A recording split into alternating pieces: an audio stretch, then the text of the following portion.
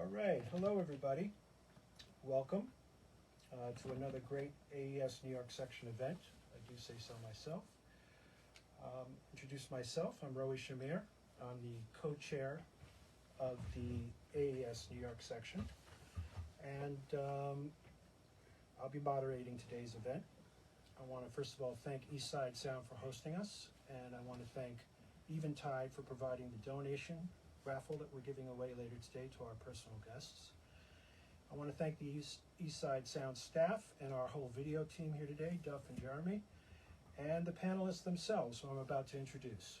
So welcome everyone out in Facebook land and to our audience here in another room at lovely EastSide Sound. So first of all, we have the illustrious Lou Holtzman. Welcome, Lou. Welcome, thank you. And on either side, we have Nicholas Polak and Andreas Polak. And we'll get into who everybody is in a little bit. Let me just jump right to a little bit of a question. Actually, excuse me, sorry for the confusion. We'll also have a special guest joining us a little later. And what we wanted to do is play you guys a little something from earlier today. And then we'll come back to speaking with everyone and doing a little interview. So when we're ready, video team, please play the pre-record from earlier.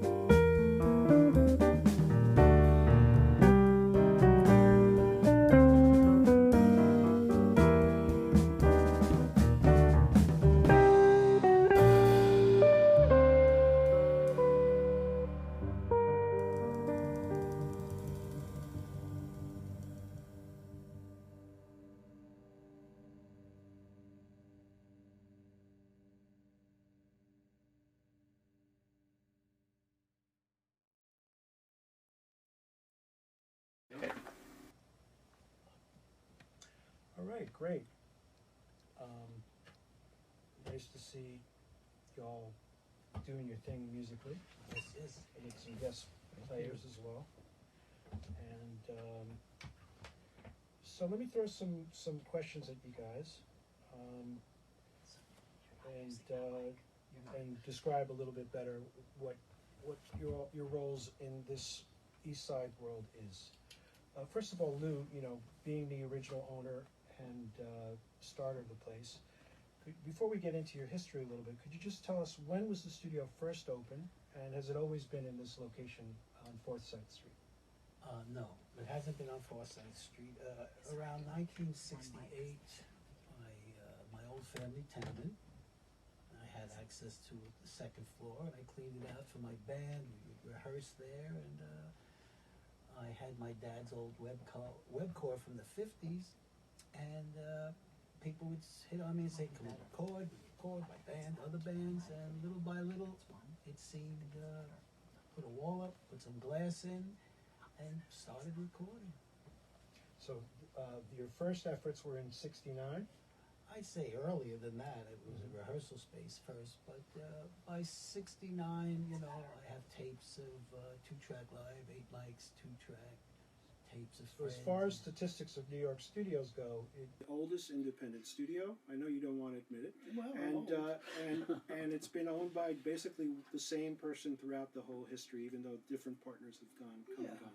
So that's pretty unique, because a lot of people think it's Electric Lady, but really it's Eastside Sound. Well, in '72, I went on the books, so I always say '72. I opened the sole proprietorship, so I always felt that was it, but I was doing it way before that. Right. Well, that's where I come from, Thank for you. what it's worth. So, okay, and so now before we get a little bit more into with the guys themselves, besides you, can you please share a little bit of the background of your personal history and how you ended up in the recording industry, and what was the reason you opened a studio? Well, my old friend Brian Hurley came to me with some off-Broadway people, and he put money in my hands back around '68, '69, and I said, well, I'm in it now.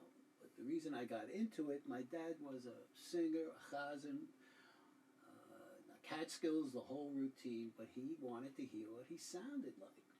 So in '55, he bought a webcore with a little plasma tube on top, and unfortunately, he passed Tell away. to the young viewers at home what a webcore is. A webcore is a 2-channel, a mono reel-to-reel tape deck with a maximum of 7-inch reels. And we would use that, and he would say, now, and I'd put it into record when I was about 8 years old, so I guess I was his machine up. And I have the tapes to this day. Wonderful. Yeah.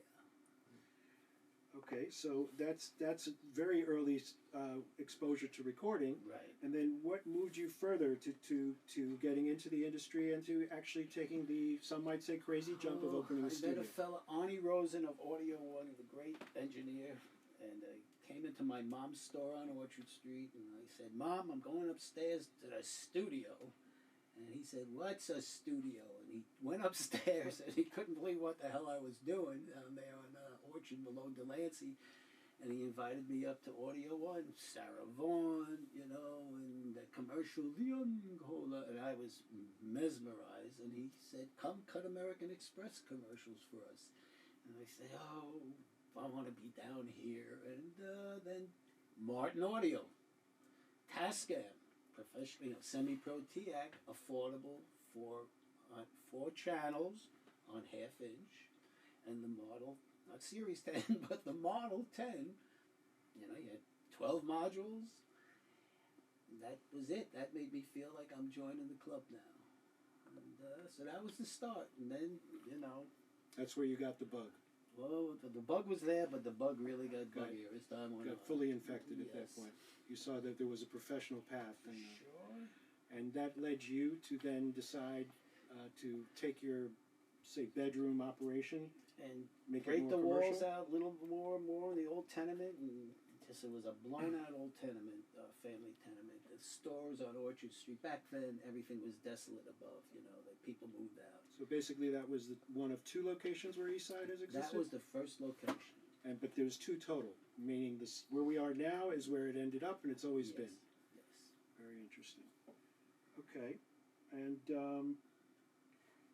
just a little bit more with you, Lou, before we open it up to our co-panelists.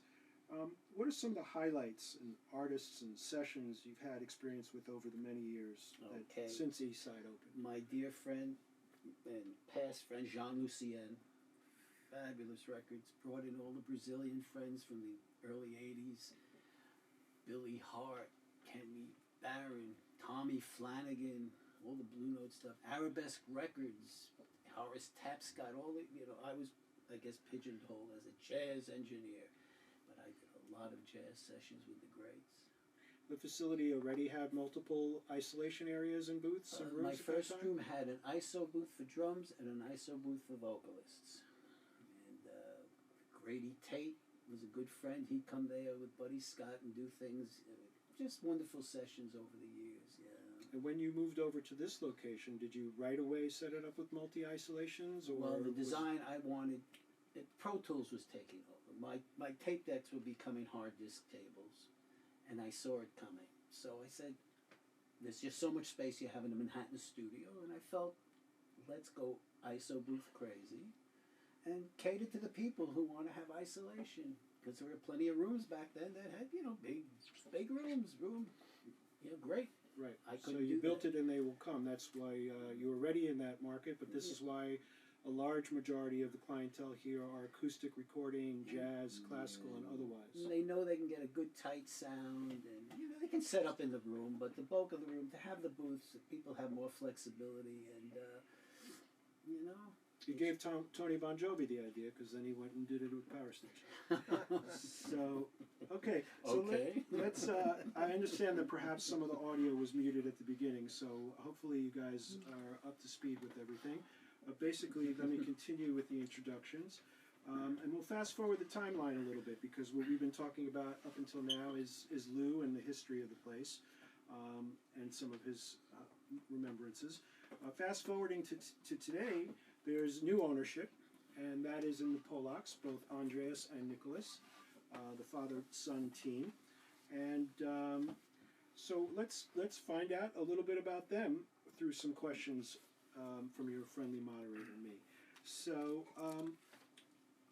maybe each of you could answer this, or take turns, whatever you feel comfortable.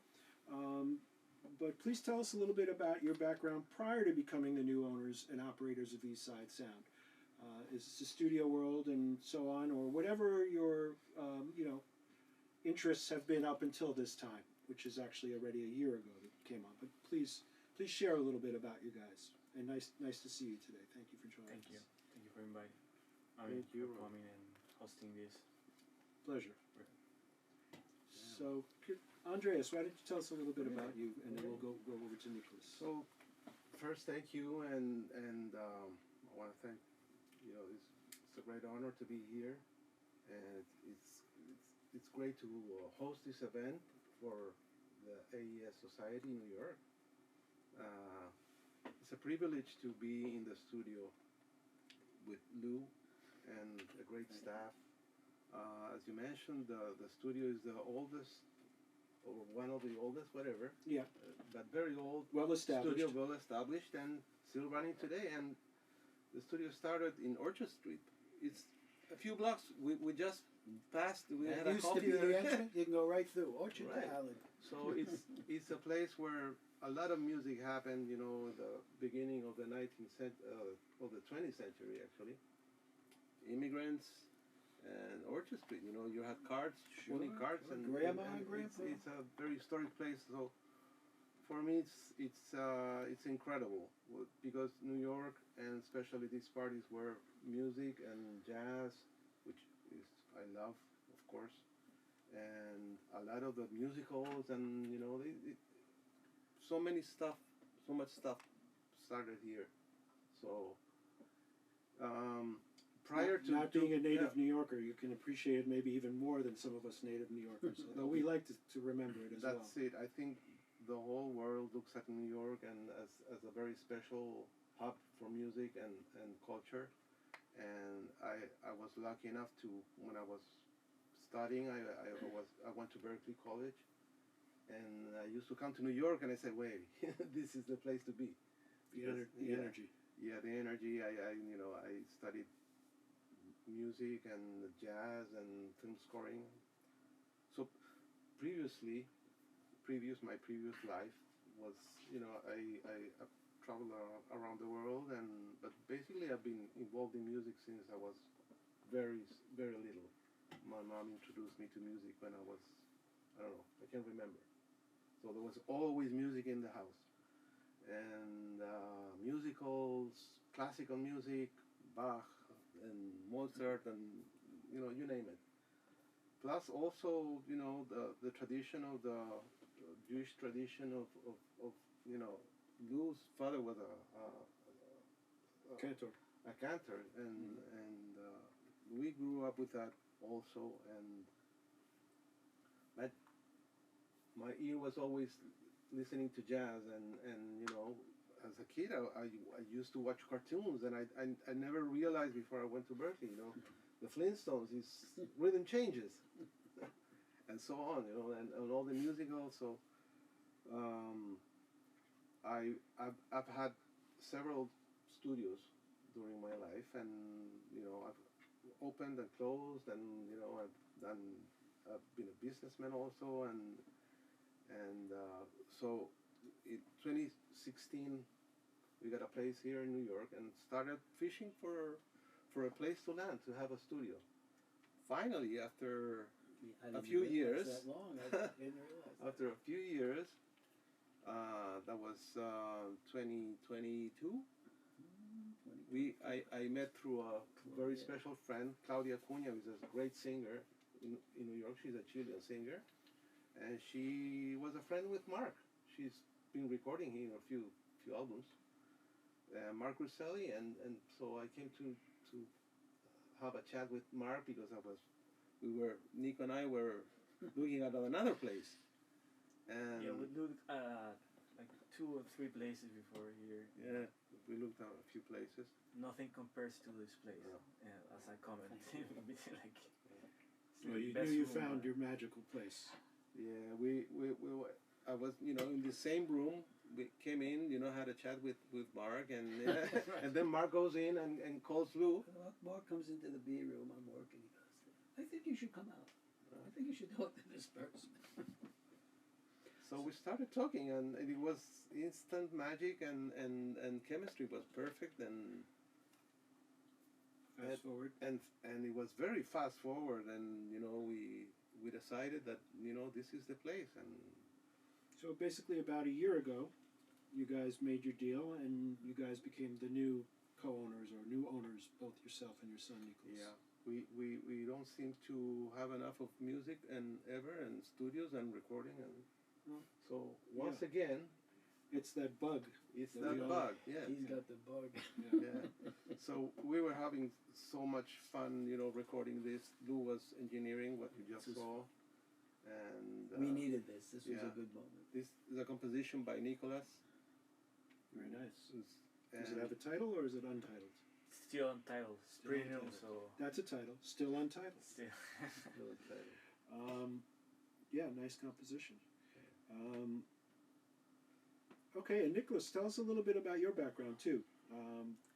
Well, I will say the same he said, but but I play guitar. I don't know. Right. But it's and, pretty much and a couple of years later than your father. Yeah, in a couple of years. And I didn't went to Berkeley. I studied in America. I just went to NYU here for my master's in jazz guitar, which was a really great experience. And yeah, it's just really great to be here, like learning direct from the source in every aspect.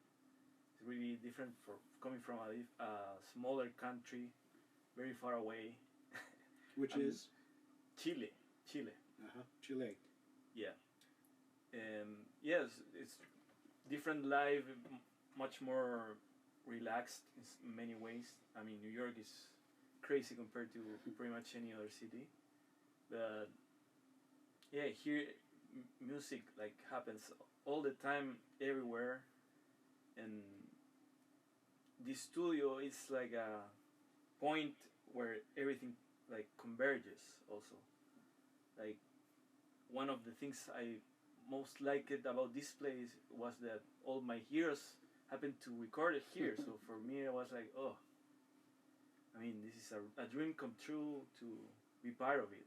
So you were aware of the studio from records you were hearing and credits you had seen. Yeah, and yeah, many artists. I mean, John Storm, for instance, he's a legend, a living legend. Mm-hmm. The thing is, in New York, everyone like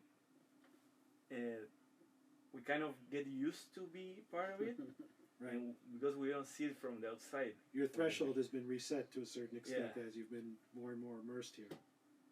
I mean, mine not yet, but for instance, Lou is his life. You know, he was born here, but And Yeah. I hear. not yet. Still have 20 years at least. Alibi. 120. 120. 120. Yes. So, There you go. continuing in the same vein of question and still focused on you two for a moment, what are some of the highlights and artists and sessions you've had experience with over the? Oh, I'm sorry, that's actually this question. Pardon me, but it's similar for you guys. Having owned studios before, that you mentioned, Andreas, were you involved at that time, Nicholas? And also, were they private studios or were they commercial studios where you rented time? Give us just a little insight on that history you both have. Yeah, I was more involved when I was a little bit older. Like the second studio we had in our home, but it was a really nice studio. Then we built another one, which was pretty much all the gear we have here, and we had an AWS 948 SSL, and And that was in the home or like in a back house, or it was in the home, but it was built as a professional studio. so you didn't have a problem with people coming in and out and doing commercial sessions per se? Or were most of the sessions you guys were doing were for your own music? Yeah, but we did many sessions. For Other people would use the studio, mostly jazz like what we music call a and- commercial studio. Yeah. So you both had experience already with that world. That wasn't one of the things you had to become acclimated with a year ago when you came into here, with the intention of doing your own music, but also continuing to rent it commercially. So you guys already had experience with that, right? Yeah, Just for anybody in New yeah. York that's going to come here and book it, I don't think these guys are green. They know what time it is, and they're ready to talk with you about your projects. Yeah. In Chile, I ran a commercial studio for many years, and it was audio and video. It was called Sonus, Sonus Studios, and we recorded many people. I mean, it was a big room, and we had video and post production and 3 or 4 rooms, and we did most of the artists in Chile, of course, and many in Latin America, Argentina, like groups like La Ley, which Mexico, and so. So this is actually a It's not slower our pace. first. This It's not our place is first rodeo. No, it's not. And this is actually a slower pace for you guys because it's a nice one-room facility and not multi-rooms, and you don't have to police anything but what's currently happening, and that's always nice. That's true. So That's it's true. easier in that sense. Yeah, More easygoing. Yeah, that's true. But we're in New York, in Manhattan. It's so the Non-stop, all stop, level of non-stop. our clients expect the best, and we try to be the best and be ready, and we have a great stuff, and Cool. and well, yeah, Cool. We'll talk about that in a moment yeah, too. we'll do. So, like I said, it's been a year since you guys came on board, got a chance to get a little acclimated and start using the facility on a regular basis.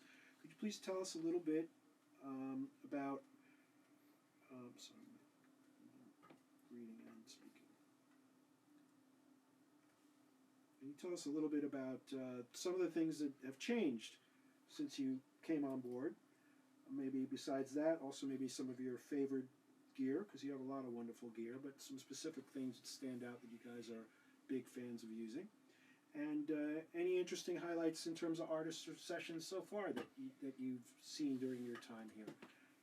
Similar question, but it's to you two. So chime in, Nicholas. Maybe you'll start, and then your dad will take over. Sure. Yeah, many things. I mean, well, we have made some changes. Yeah, there's no Studio B anymore, There's no Studio B. but there is a beautiful, big, wonderful, comfortable lounge, which is Yeah. great. We felt that the Studio B wasn't really being used that much, and we felt we needed a good place for Yeah. people to relax between sessions, to eat, like, Yeah, have an outside studio moment. which is a really important part Absolutely, of production. essential. It's not only For anybody who's been in Studio B, it was really more of what we call a budka. It's like a room for one person to stand and one person to sing. So, Oh, yeah. so I think, One me and a personally, half. my vote, it was a very wise move. As much as I like to be able to call Lou and say, hey, I need a tiny room to do something real quick, right. It's much nicer when you're working here to be comfortable and. Yeah, and you wouldn't lounge. believe how many people use the room for serious and work, but still, it was a very small room, and it's true. When you are in the creative process as an artist, you need Chill zone. to Yeah. chill. By the way, we will yeah. do a little bit of a walk around a little later on, or show you some photos and things. But So- going back to, I want to ask you, because I respond to a question. Well, John Loy was here, so that's one of the highlights. Oh, the HBO. The HBO Painting with show. One of the John things that here. stood out to you since you've come on board. Yeah, that was really a great Right. experience. It's a very See- eclectic, fun show. If anyone's not seen it, Yeah, and it's probably still available. And there is a new season, but as far as seeing it back catalog on HBO Max, it's probably available there. Yeah. one of the chapters is really focused Yeah. on this place. Yes, I remember that. Season 3. I remember just episode happened 5. to see it because I didn't watch the show that often. I Yeah. saw maybe 2 or 3 episodes, and one of them I was like, "Hey, that's EastSide." Mark Urselli in action. Yeah. In action. In action. Yeah. Don't So that say was one of it's- your highlights. Any other ones? Or all any, of or John any, Zorn's any sessions. favored Or- gear? I know you have a lot of wonderful gear, but if you were to pick like 1 or 2 things that stand out in the wonderful gear collection you have, which one would you choose? I would choose my Manly Slam.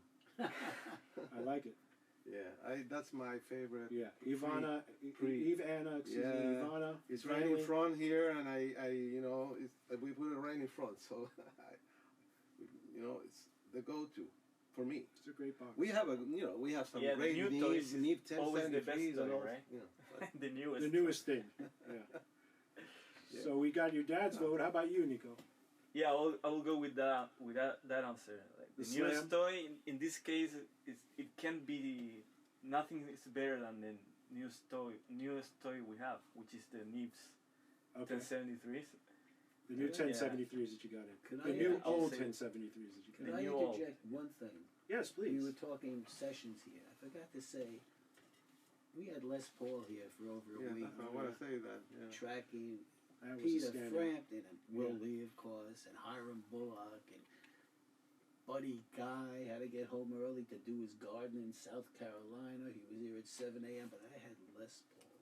And Yeah. one of a life experience, and Mark Urselli, working in all. Ron Awesome. Gardner. My wife would be there with. I can only brag that I met him beer 2 or and 3 times, peanuts but I for can't us. brag that I recorded with him. That's And awesome. Yeah. that was a highlight here.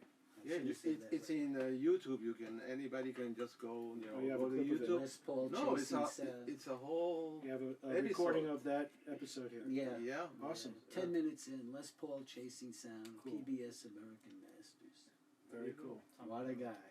I Yeah. drove him crazy because I was a little boy and my uncle said, listen to this. And he tells the story how people would come and do an audition trying to play 3 parts back then. You talk about some of this during that podcast you mentioned to me yesterday. Yes. And where is that podcast found? And most of the places where you find a podcast, what's the title? I'll have to dig it up. It was with Richard Barone and I'll get it to you. Okay, cool. Yeah, it was beautiful. But, So, Yeah, we have a. It's good to mention that we have a full rack of Ampex. Pre, yeah, you we're know, gonna show that- we're gonna that's- show some yeah, photos soon okay. of some of the gear. Some of So we'll, less we'll take a bold look stuff, at that in yeah. a moment. Let's see. Um, okay, so you guys did renovations, and you love the Manly Slam, and you're really thrilled about the old 1073s, and you guys have a fantastic mic library here. There were great mics to begin with. Then the Polak collection is incredible. That was added to the mix. Factor in the Mark Orselli collection of ribbons and Jay-Z mics and others, many other cool and eclectic, eccentric mics, which we all love. So that answers that kind of question, right? Any other piece of gear you want to chime in or anything like that? Maybe we can look at a couple photos while we're at this stage. Starting with maybe if we find the right ones or whatever comes up, but maybe the live room shot to give you guys a little bit of look at what's happening. So this is pretty much right after the recording that we played for you occurred. These photos were popped. You can see there Nico's guitar setup with the music stand, and Andreas was at the piano, and so there's that view. And now let's see what the next one that comes up is. And here we go. This is the piano miking setup using the, remind me the name with the triangle? Heirloom. Erlang. mics. Erlang. And, Right, and they are Swiss made, if I'm not mistaken, Yes. and they have a triangular capsule, which is pretty interesting. Marcus And an Sellers incredible brought bass them in. response. Mark became involved with them and then And brought the them into the studio. M49 up there. Oh yeah, and the M49, of course, which they have quite a few old Neumanns at their disposal. I think we got all the numbers from 47. We have at least a pair of those, right? Yeah. That one's new though, not old. Right, the new issue. But you have a pair of the new issue, which is wonderful mics. Yes, the M49V. Right, Yeah. right. Alan Meyerson is also a huge fan. He bought 3. Okay, let's go to the next one.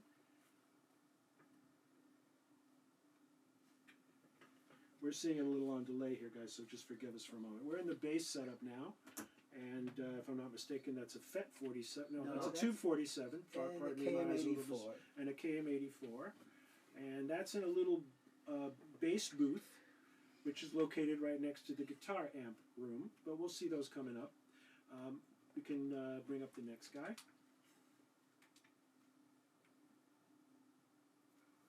And there's the drum kit setup. Jeremy was playing that kit.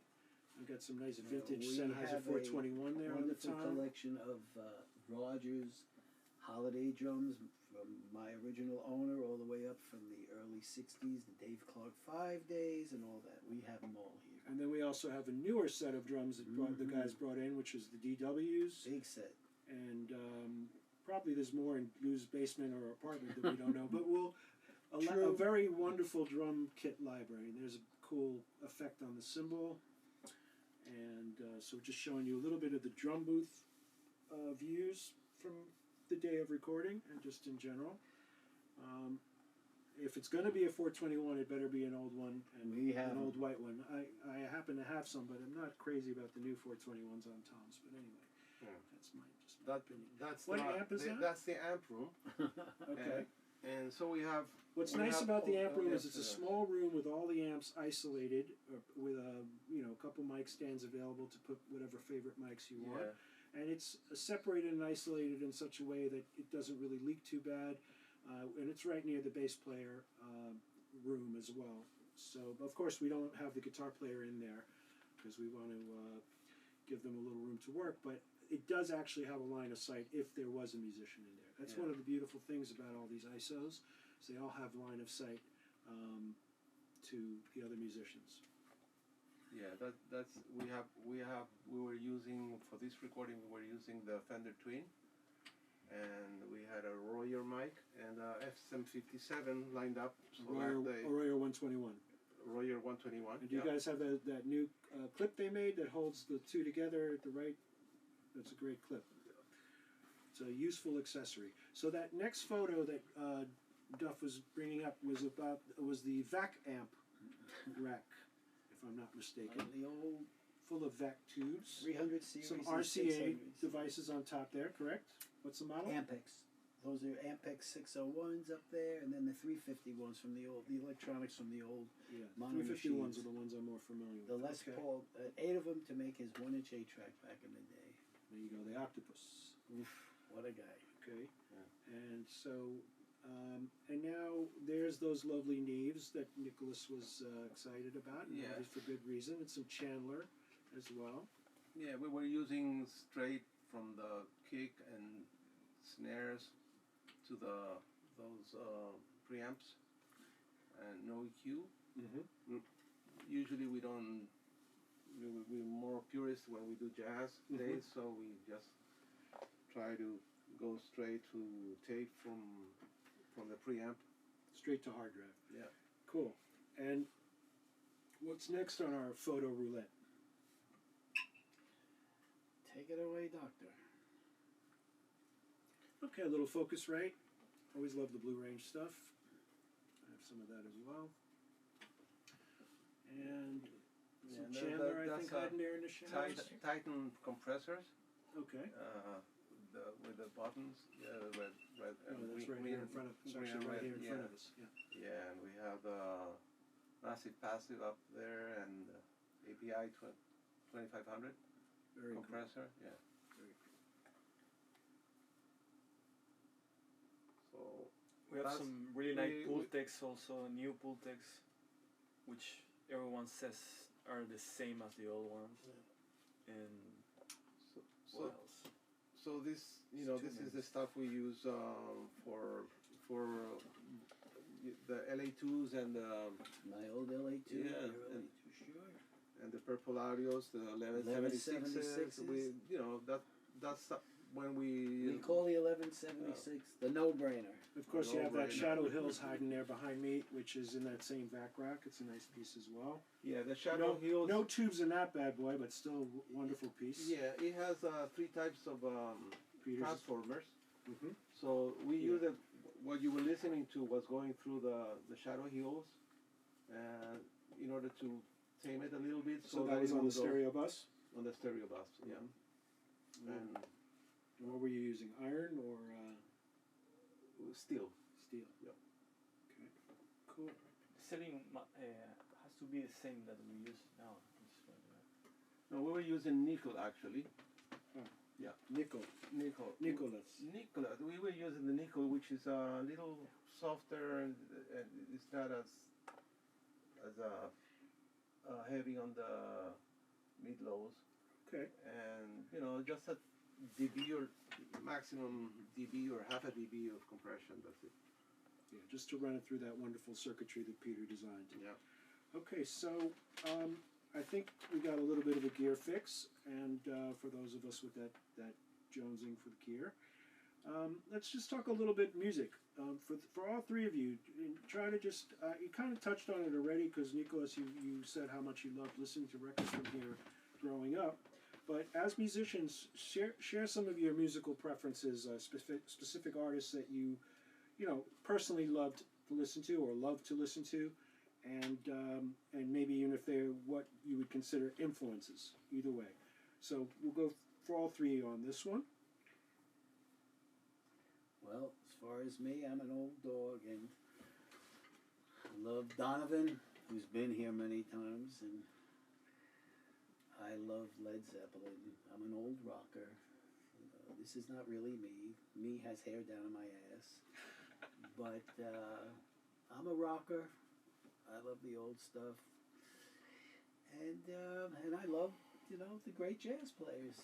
But unfortunately, I don't listen to much music at home because my head is always spinning from the day's work. And Quiet sounds good. Traffic, I love all them. The whole thing, all those groups. That's where I'm from. Cool. And Andres? Yeah. Well, I have too many influences to Yeah, start, we could but spend hours on this Yeah, discussion, but give us an idea. I mean, I love American music, and you name it, Miles and Herbie Hancock and all the the Chic, of course, and Keith Jarrett, and that's those are my heroes. But you know, in my life, I've played several instruments. So every time I play a different, I played when I was playing guitar, you know, it was B.B. King, and when I was playing drums, you know, with Jack DeJohnette, and or you know John Abercrombie when I was playing guitar, and of course one of my favorites, and not only me, but Thelonious Monk is been an influence, very important influence since I listened to him when I was about 12 or 13. When I was small, I was like, "What is this?" And nowadays, I'm mainly I you know I can play hours and hours of Bach, and that's you know Bach and, Yeah, when and I Chopin. came in the other day, Bach we and were Chopin. playing- That's Yeah. that's you know that's what I spend my time on the piano, and of course jazz, but you know the great masters, and that's you know I could you know I love for example James Taylor was you know I used to listen to him you know all day, and or Deep Purple, Pink Floyd, So a wide gamut. a wide gamut, and Yeah. Elton John. When I knew every move he made, you know, when I was playing for hours, I knew every song. I still do.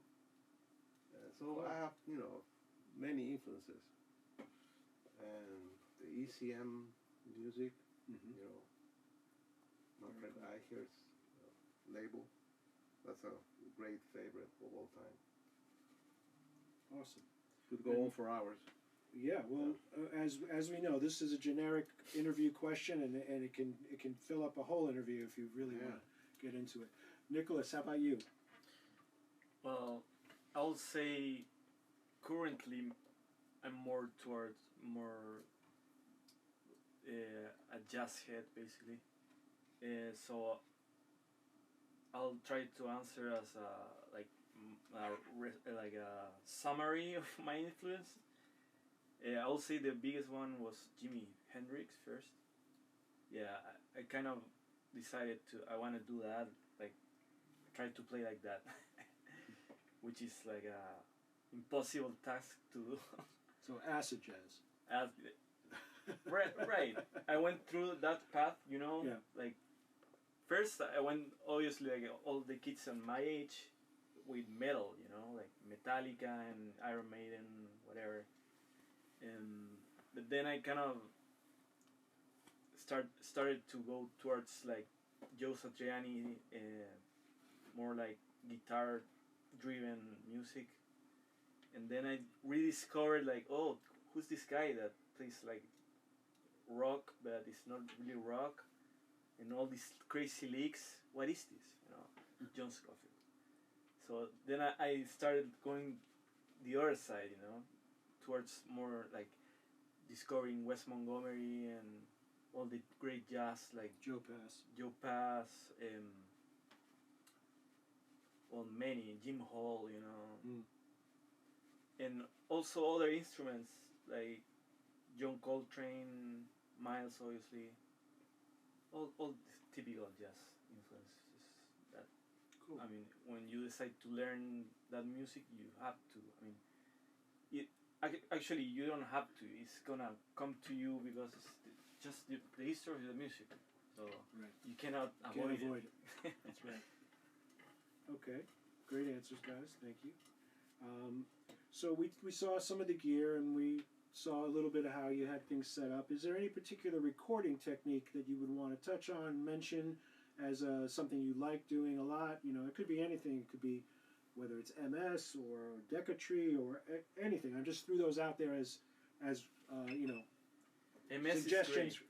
I remember the first time someone showed MS to me, I couldn't believe it. It was you and Fernando, and they showed me like, yeah, this is how the way you do it. You're gonna go. I mean, you're gonna freak out because it's something. It's like a type of sound you don't really get to experience, Super real, like surreal type. surreal type. Mm-hmm. So for everyone listening there that hasn't tried that, they should, for sure. Yeah, Anything? I think you know I think my approach to recording is mic placement and using any technique is valid if it sounds good. But Use you your gotta, ears. use your ears, and you gotta pay attention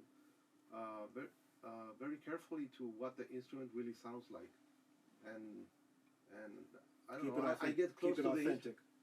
I get close to the instrument. Listen from here, from that, the low, high, and try to. Some instruments are tricky because the low frequencies, especially, are hard to capture. So the choice of mic, is very important, and I think it's great because in here we have a great collection. So sometimes you don't have the time, but you can choose, try this mic, this ribbon, or this other ribbon, or a condenser, or just a plain old 57. Dynamic mic. The Shure 57 is a great mic Sure. if you know where to put it. Right. Yeah. So the Al Schmidt methodology of recording that we all aspire to. Yeah.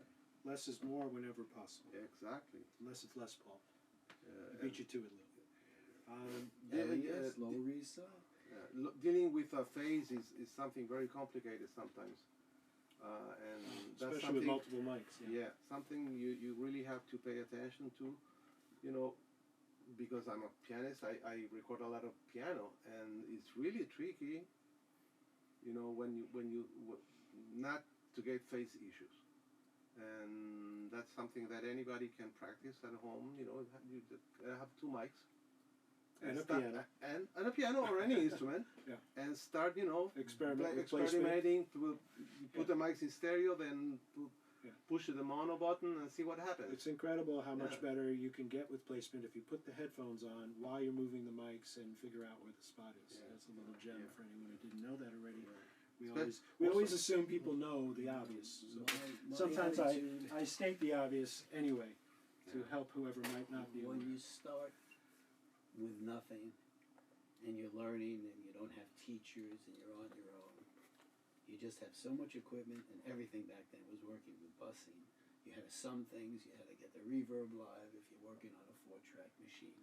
So you were so concerned with capturing the live thing, and so you can bounce it to there and add to this and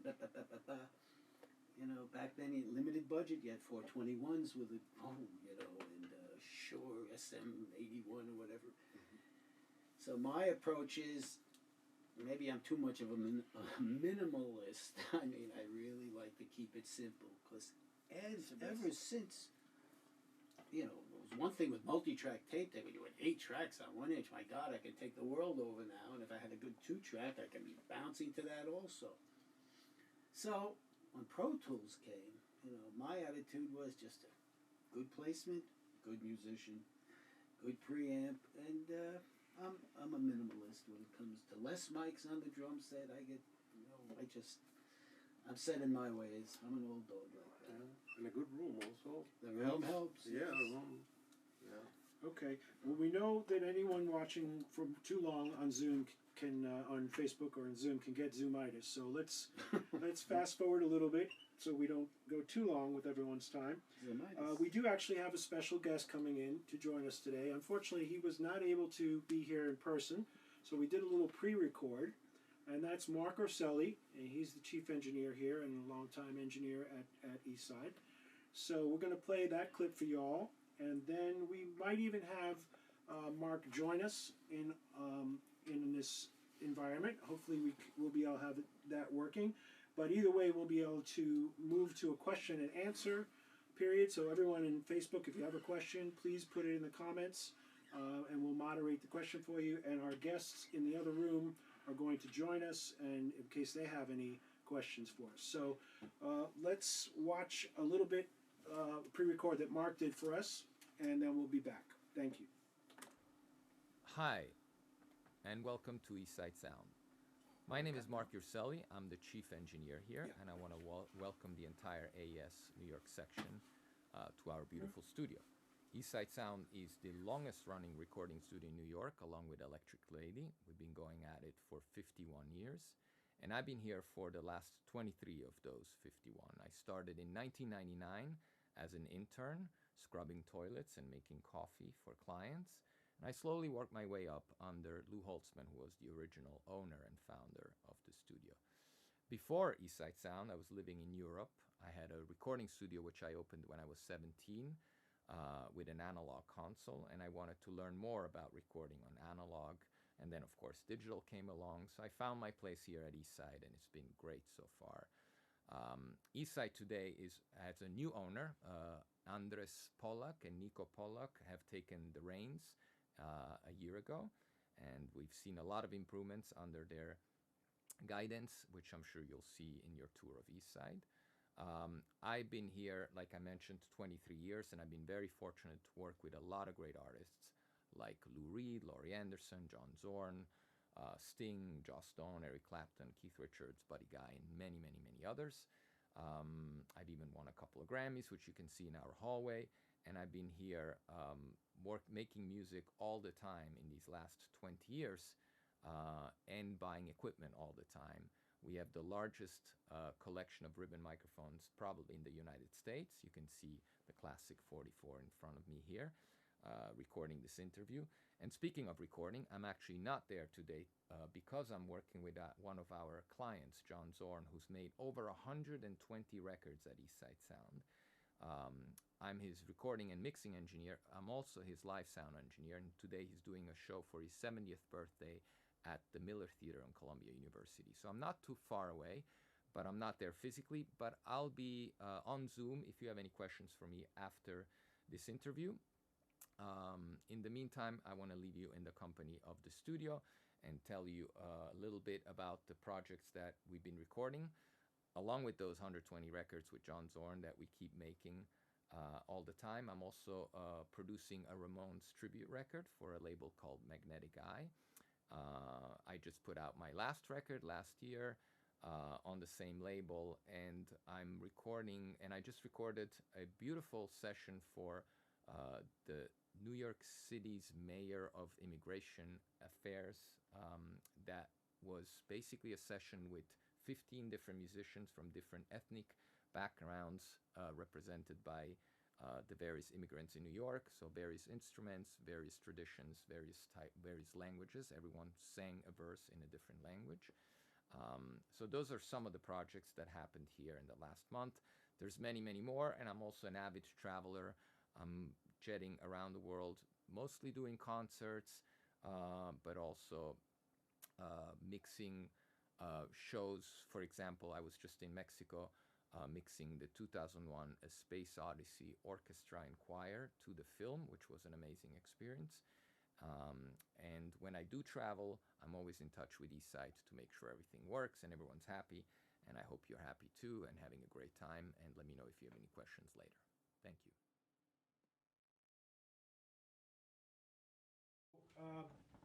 That was an awesome clip. Who is the Zoom? Nicholas. Do you have Mark on the Zoom? Oh, yeah. Just give me 1 second. Okay, so we're going to move to a little questions and answers. We're in the live room now, obviously. And we're Facebook. If you don't have any questions and answers, that's fine. Questions for us to answer, that's fine. But if you do, please post them. We're watching there for them right now. And how about in-house? Does any of our guests have any questions? Anything about live recording and or the facility? Or okay, come on in. Come on And down. Come join on us over in. here. Come on in, you. And just tell us your name. Yeehaw. Okay, where am I looking? We're looking Right here? here. Okay. And tell us who you are and ask the question. Hi, my name is Brianna. And I just want to, I was just wondering, I see that you have a really, impressive amount of, outboard gear, and I was just wondering, if you're at all convinced by kind of, a lot of, the digital emulations of that gear, and if you feel like that you're moving in a direction where you're going to mostly work in the box instead of going to analog gear. Right. Well, before these guys answer, I would say that part of the beauty of what the facility has is it has a wide variety of analog gear, and it's not only usable for recording but for mixing. And so the guys can tell you about whether they do or don't use plugins or how they feel about it, but I think one of the beautiful things about the facility is that they have such an awesome library of stuff, and they're okay with the marking on paper and doing recalls and the old school method of bringing a piece back if it was for a mix and you didn't already print it. What do you guys think about the plug-in emulations, and being that you have a choice of working either way, do you find any time where plugins are useful, and do you bring them in? Well, I don't know. Do you want to? Sure, here we go. Older to youngest. As far as plugins, they're amazing. They're wonderful. They are terrific when you're you're at home, you can do things, but there's just something about the real thing, the metal, the copper, and every piece of great equipment doesn't sound the same with age, different places, locations. A real piece of equipment, sometimes you're just going to hit something that it's just like, this is it. This is wonderful. And the plugin does a nice thing, but it doesn't do that other thing. Yeah. And, two worlds, they're both great. Yeah. For me, the plugin is a great emulation. I feel that I have, I look at it the following way. It's like if you have a piece of paper and you take a photocopy of the paper, it's a copy, but you look at one and you look at the other, and they're not exactly the same. It's just a copy. So I think that plugins are great. They're copies of great equipment, and there are that's levels of plugins, yeah, from the yeah, UA yeah. to the ones that are depending on your computer to handle all the tasks. So they're great. I mean, if you don't have the iron and the real thing, it's The Gestalt. yeah, it's The stuff. It's also very practical to work with a plugin because you can have the recall, Mm-hmm. and it's great. And Do you have plugins? Yeah, I mean, like, I'm kind of, What's your favorite plugin? ooh, I don't know, like, but I just feel like I'm kind of like from like the younger generation. Sure. I'm like, so it's like I've kind of been told a lot that like you're better off, especially like when you're starting out, you're better off investing in good plugins than like spending all your money on like one or two pieces of analog Mhm. gear. And it's very common for like people in my age group to kind of just stay completely in the box. And I'm just trying to like, Yeah, and it educates you on what one day you might want to buy as far as the real Yeah. thing. yeah, but like, yeah, my kind of like analog outboard gear experience has really been limited to like the studio setting, and so I feel like I don't use it as often, Mhm. and I kind of don't really have a clear grasp of Mhm. what the benefit is.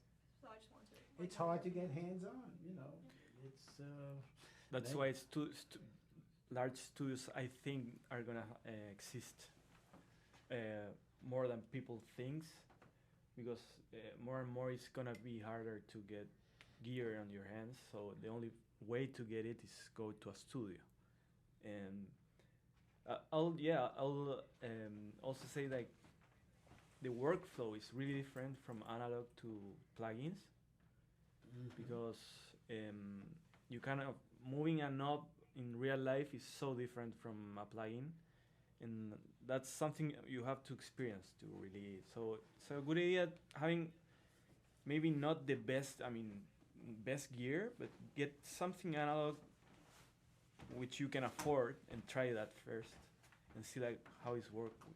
Well, what about even now, with all we have in Andres's, they brought in such amazing stuff.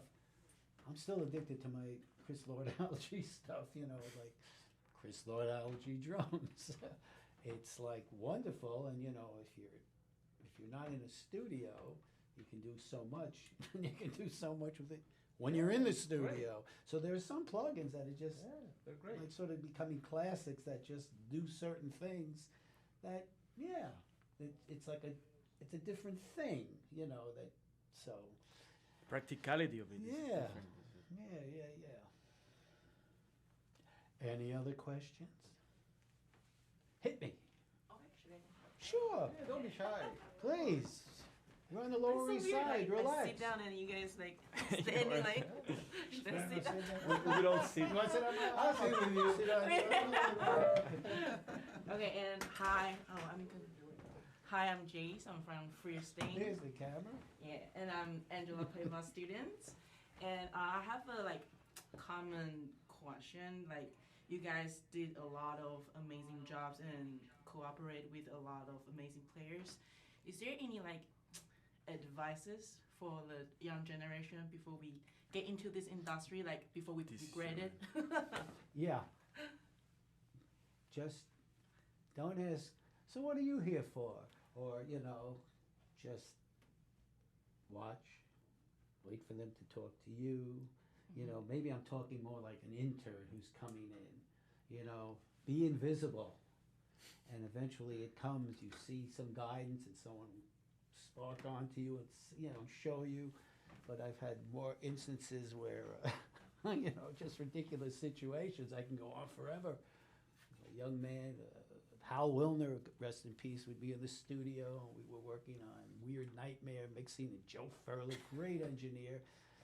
And Hal's in one room, and other people, and this young intern comes and sits next to him. I go, so how are you in this? What is this all about? And, kid, you do good work, don't come back tomorrow. So things like that. Just be invisible and learn, and eventually it comes to you. Those are the ones who, and the hardest thing coming in the studio and starting is being confident. If they say, can you cover me and all? Because I had some crazy experiences through the 80s and 90s when more in the 90s, I started depending on some kids coming in, but before that, my wife and I would run around and do everything, and our engineers. But some people choke, and they're afraid to. You gotta get in there and do your best. You just have to be confident.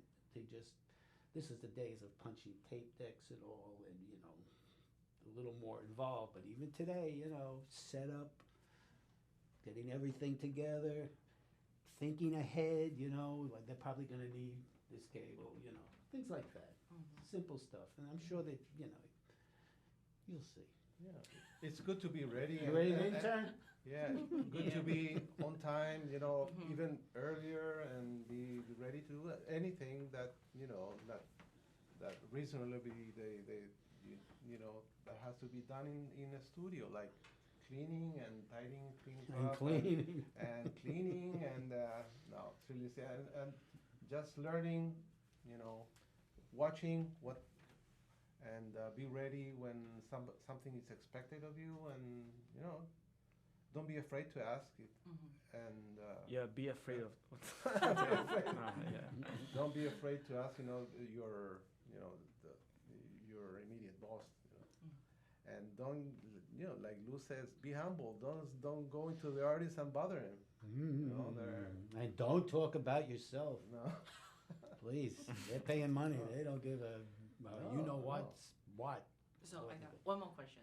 So different customers got different opinions. Clients. I'm sorry. No. And is there any specific rules that you will insist, like you have to do this way? This is my Oh, as far as them wanting to record, Yeah. sit down and we'll record you if they're going to say, I want to, no. I mean, they're going to want to sit down. If they're going to say, I want this mic, that mic, if they have that knowledge, we'll accommodate. Yeah. But if they ask something ridiculous, we'll have to say, it's just can't do that. But Yeah. but if it's that ridiculous and they're paying, I guess we'll do it. Yeah, I have heard of the story of the Beatles putting mics in water and bottle and doing something. So there's a certain limit to what you can do for a client. But as far as I'm concerned, the client is paying for the studio, and he can do whatever he wants. Not destroy the studio. Don't cook over the yeah. tube preamp. Yeah, but it's about the artist, the client. It's not about you. It's not like now if it's too much for you, just say get a different engineer. If you cannot take it, but And they'll be there. And I've seen there's some very difficult clients. You know, we all had a Yes. few. Yeah. Yes. There's famous horror stories. We have Studios. horror stories. Yeah. Oh boy. Okay, does anybody else have any questions? In addition, we have Mark Arcelli is available on the Zoom, having a little technical issue, but we can translate the question to him and perhaps get his answer by sticking a camera and a phone on the camera or but something like that. he's- So if any he's- questions for him, please, His audio is working, so yeah, Mark was not able to be here today, he's out working live, but he has joined our Zoom, so we can translate a question to him if anyone has one. This gentleman, Aaron, please introduce yourself and ask whatever question you'd like. Hi, my name's Aaron Smith, and my questions have to do with your studio design.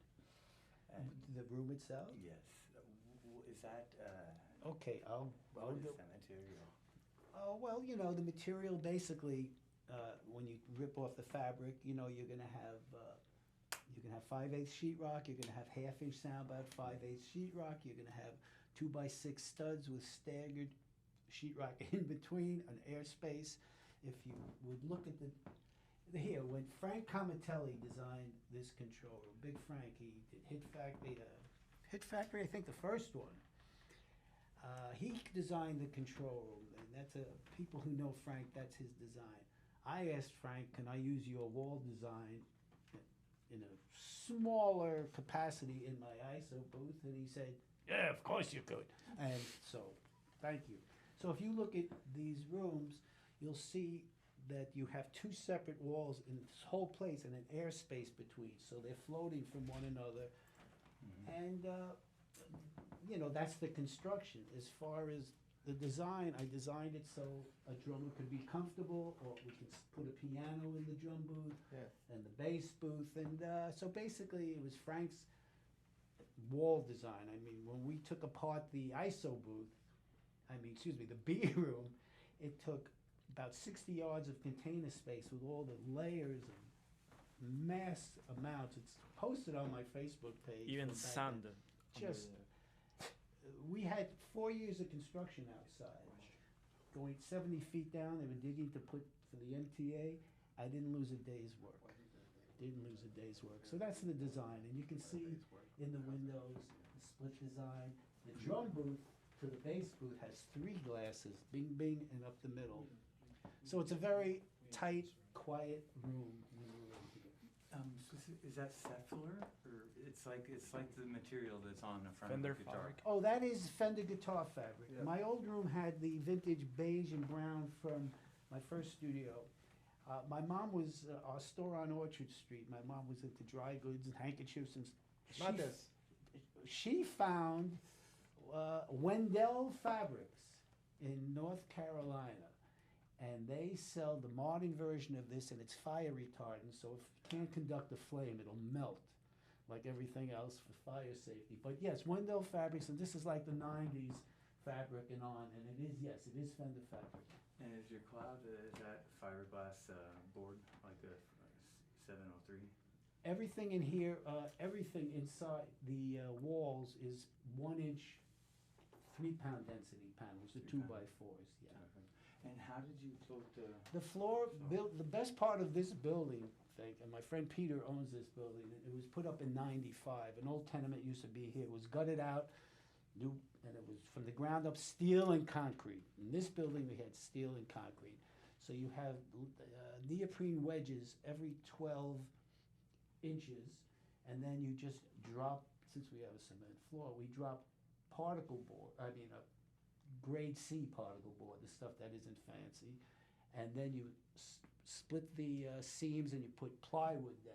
Yeah, you put sand in it, right? Well, the floors, yes, are filled with construction sand, and then you build like 2x3 raceways, and then you do the floor again. So you're gonna have raceways. So it's like, how much shit can we pack on top of more shit? But the bottom line is, it's like I said, we didn't lose a day's work in the construction outside. They went 240 feet long on the street, the whole width of a 4-side street, and they went 75 feet down. Didn't lose a day's work. And your gobos, is that a fiberglass? Duff built them. I was never a That's fan the of material Gobos. of the B room. Yeah. That's what we. He made some nice Same- gobos same so we thing. can have it. I was never into gobos, that's why I did this. We should mention that we have EastSide video right now. As you can see, all the video is done in house. The music you heard was shot with with our own capacity, and Jeremy's holding the camera right now. And He's gonna go like this and Duff take is a picture of inside the control himself. room, and he made the gobos. Duff. EastSide production. EastSide Productions. Video production. Video Productions. So maybe Duff, can you come here and explain, if you can? Can he leave the controls? Can you leave the controls for a second? I think he can. Yeah, we can swap. Yeah. Now, I met Duff when he was this big, and when I met Mark Rosselli, he was this big. So, so Duff Harris is an engineer, part of the staff, How are you? and so that's a question for you. The Yes, global. I'm sorry. Yeah, they are a bunch of Rockwell. I think it's they're 2x6s that we took from the V room walls, and I filled them with Rockwell insulation, and then actually in the center of them is mass-loaded vinyl, and then more Rockwell, and one side is soft, and the other side is actually. How did you adhere? Really, I just stretched the fabric really tight, and stapled it to the wood. Is this Yes. it's a fabric like the what's Like acoustic Maine? fabric. Yeah, Guilford and Maine, exactly. And some leftover fender fabric we had, and That fender fabric is so cool. the mass loaded You can vinyl get was just screwed in with wood screws accessible. Did you use 1 or 2 pound? You can get it. of density Rockwool. No, mass load. Oh, mass loaded vinyl. I think it was 2 pound, but we would know that it was leftovers. I don't we had. know. You surprised It me. was scrap leftovers. That's how I do everything. is- Mark Rosselli knows. He's the I one do who everything brought with that scraps. idea. And then this is awesome. Even the design sun, of we window. still have it in the sandbag. Is it double paned also? Yes. Nice. And the doors, did you guys custom build those? My old friend Richie Bittner built these doors. They're lead lined, and they were from he built them special for this room, and the other doors in this place came from my old room, and this beautiful cherry and walnut unit here was the back wall display of my B room that was on the 3rd floor in the old tenement, and I wasn't gonna let that go, and we took it apart, and we brought it here for the piano trap. Cool. Well, who are you using for your sinks? Your wall units. The wall units, you mean the thing there? I'm not Yeah, sure. they Neutric connected and to the- Neutric panels. Yeah, The wall. the knockout. I don't know. I thought they're custom. Some of them. We had them so long, I don't remember. Oh, those ones are. But everything's Mogami as far as the. Yeah, all the wall cabling cable. inside is Mogami, and Maybe Redco. And the cables you see, the red ones, they're from Nordust. Nordust. They're basically a company that makes the high-end hi-fi wire, you know. So these cables, they did a run for Mark Rosselli, and they put XLRs on them, but they're hundreds of dollars for a cable. We're just fortunate to have them. And it's online on YouTube. The shootout, you know, matched preamps, matched instruments, really good cable, and I was here. You Yeah. hear the difference. Yeah, There's cable a is little more very here important. and a little more here. Yeah. And are these Helmholtz or are they just? No Helmholtz resonators in there, but it's just big split air conditioning system with a large capacity that just lets it out. You don't hear it. yeah. One of the factors that what impressed me very much about the construction is the way the air conditioning is designed. There's no sound from the air conditioning can be on, and there's definitely no sound. And also the lighting, you have all the back racks. My yeah, old, yeah. you studio guys are gonna Yeah, know this, yeah. the old Luxtrol 800-watt units. I had about 12 of them, and back in '79, they were like $400, $450 each back then. Now these things are crazy, so I keep them conditioned. But as it turns out, one unit would handle 800 watts. Now with LED lighting, one unit is handling like about, 100 watts. Yeah. big difference, Time moves yeah. on. Yeah. Oh, what those hooks for? Mark hung them because when he works with John Zorn, they fill this place up. You'll have Ciro Batista going crazy. Blah, blah, blah. So he said, you know, Lou, I'm just going to run some cables across because we got access everywhere. But he just wanted to keep the floors clear. So on those dates, doesn't look pretty, but it works. You know, he brings John Zorn just. It's amazing. He's done more than 150 records here. I've known him Wow. many, many years. This is just You know, covering break, the to break every, well, it's all in here for the ducting and the returns. Everything's supply and return, a closed system. You know, and we can feed some air from outside whenever we want to. Yeah. So the air is running now.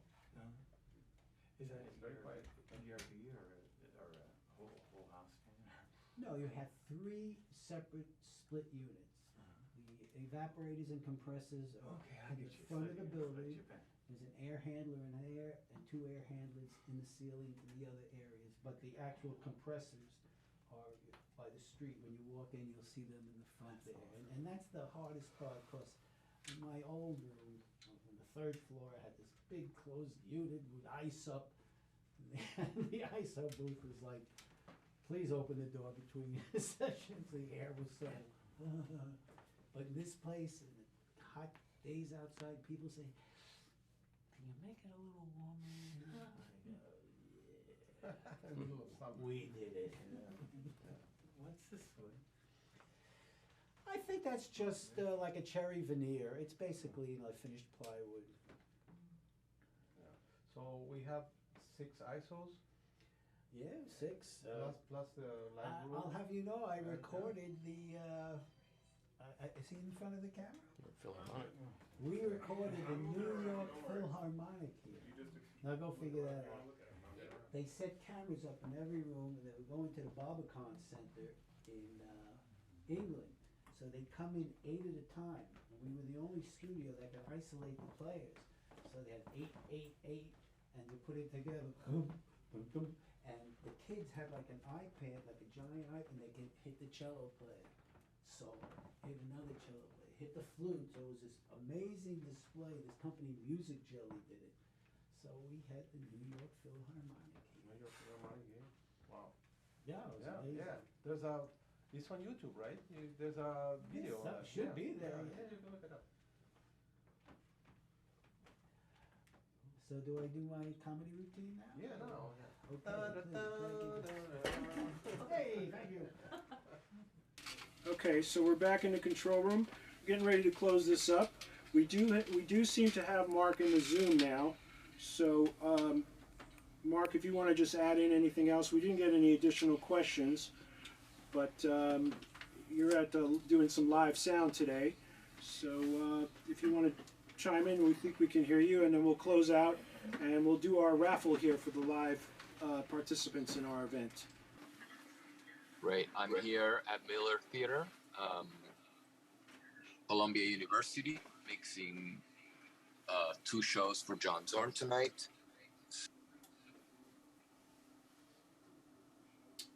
If you have any questions for me, feel free to ask. Otherwise, I've tried to watch in between sound checks. It's been great listening to all of my people at EastSide talk about this beautiful studio and this great history that was made and is being made in this studio. I'm happy to be a part of it, and I plan to continue making hundreds of records a year as I've been making. So if there's no questions, I will say goodbye. Mark, Yes. what's your setup with John Zorn tonight? Tonight it's pretty basic because Miller Theater is an old theater with an analog Midas console. So I have about 22 to 24 channels for what's happening on stage. There's 2 drum sets. There's an acoustic bass, a B3, and 2 guitar players.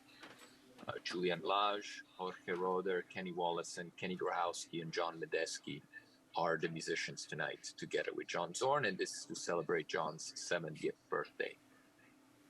That's great. Send happy birthday to John. I will, on the talkback mic, going into all the monitors. Awesome. All right, thanks, Mark. Sorry about the technical difficulties. Thanks for joining us. Have a great show. Thanks to everybody for tuning in today and joining us on the event. We're going to sign out from Facebook Live in a moment, and we're going to do our live Eventide raffle for our participants here today. So don't forget, everybody, we're having a great flash mob party during AES convention. That'll be on Wednesday the 25th. You can find out information about that on the New York section Facebook group page. And that'll be 6 o'clock Wednesday during the convention at the Ali Ali Market. So everyone's welcome to join us. If you do sign up for a ticket, then you'll be in the drawing for a Eventide giveaway. And that will only be to the people that are joining us in person that day, that evening. All right, so thanks everybody out there in Facebook land for joining us, and thanks to EastSide Sound for having us. And we look forward to doing other cool events, and perhaps they'll be at this wonderful studio at that time. Thanks, Andreas, Nicholas. Thank you. And Thank you, Lou, AES, the whole New York. staff, Duff and Thank you, Roy. Jeremy, for your patience and help. And we'll see everybody out there soon.